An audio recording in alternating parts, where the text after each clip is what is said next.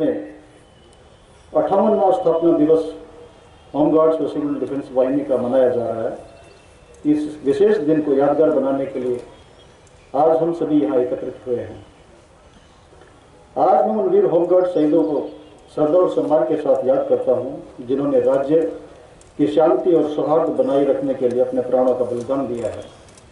विगत वर्षों में उग्रपंथियों से मुकाबला करते हुए होमगार्ड वाहिनी के 10 सदस्यों ने अपने प्राणों की आहुति दी है। मैं उन सभी वीर शहीदों के परिवारों के प्रति गहरी संवेदना व्यक्त करता हूँ।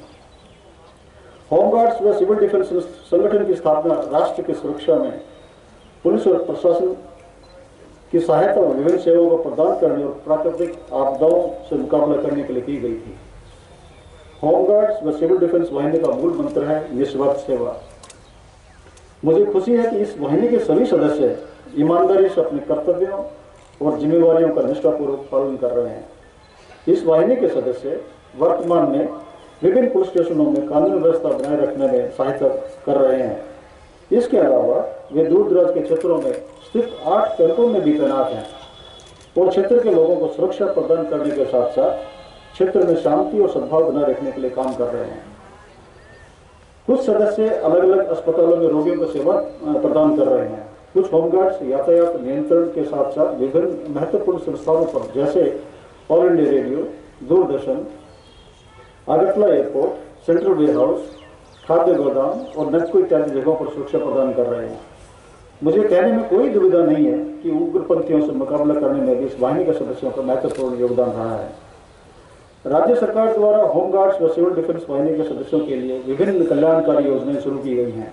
Police constable, fireman, jail warden जैसे पदों की नौकरियों में होमगार्ड वाहिनी के लिए 35% पद आरक्षित किए गए हैं तथा सिविल डिफेंस के सदस्यों के लिए 2% पद आरक्षित हैं। विगत दिनों में अग्निशमन विभाग, जेल विभाग और पुलिस विभाग में 830 होमगार्ड्स वाहिनी के सदस्यों को नौकरी प्रदान की गई है। यदि ड्यूटी के दौरान किसी होमगार्ड वाहिनी के सदस्य की मृत्यु हो जाती है तो उनके परिवार के किसी एक सदस्य को उनकी योग्यता के अनुसार सरकारी नौकरी प्रदान की जाती है। अभी तक डायन हार्नेस स्कीम के आधार पर 251 लोगों को नौकरी मिली है और 19 लोगों को नौकरी के बदले आर्थिक सहायता दी गई है। ये कल्याणकारी स्कीमें अभी भी चालू हैं।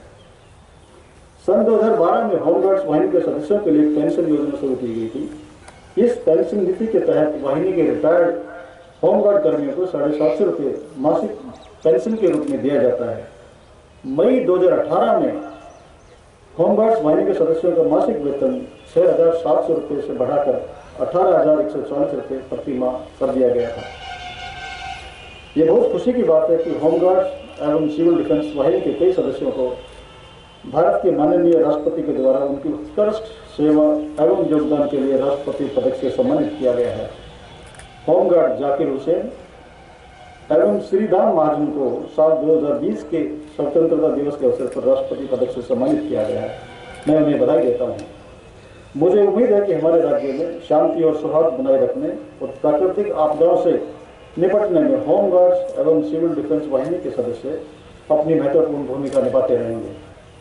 अंत में मैं आज इस सुंदर परेड में भाग लेने वाले सभी सदस्यों का धन्यवाद करता हूँ तथा अपने संक्षिप्त भाषण को समाप्त करता हूँ। धन्यवाद। जय हिंद। এবং এখন দেখা যায় এই ডিসেম্বর মাসে এসে নভেম্বরের শেষ দিক থেকে সারা ত্রিপুরার কোনায় কোনায়ও এই অতিমারির বিরুদ্ধে সচেতন হয়েছে মানুষ। এটা তাদেরই হতো এবং অবশ্যই ত্রিপুরা সরকারের সমস্ত দপ্তরগুলোর আরক্ষা অন্যান্য দপ্তরগুলোর সবার ঐকান্তিক সম্মিলিত প্রচেষ্টার মাধ্যমে এটা সম্ভব হয়েছে। আমরা এই ত্রিপুরাতে এই প্রাকৃতিক দুর্যোগ মোকাবিলাতে সমস্ত দিক দিয়ে প্রস্তুতি আরো ভালোভাবে আমরা এগিয়ে চলেছি। এটা অসামরিক প্রতিরক্ষা আগে পশ্চিম ত্রিপুরা জেলাতেই সীমাবদ্ধ ছিল, এখন সারা ত্রিপুরার প্রতিটি জেলাতেই সেটাকে আমরা সম্প্রসারিত করতে চলছি এবং তার জন্য আমরা কেন্দ্রীয় সরকারের কাছে ইতিবাচক সাড়া পাচ্ছি। এটা আমরা কাজটা এগিয়ে দিতে পারবো।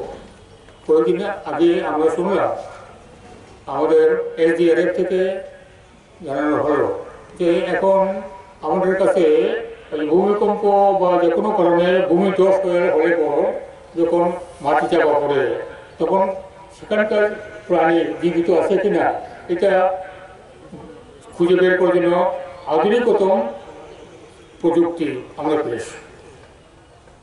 এটা সুবিধা হবে। আরও জানেন আপনারা, আমরা সবাই জানি হাম রেডিও কত উপকারী, এটা আমরা এখানে ইউজ করি।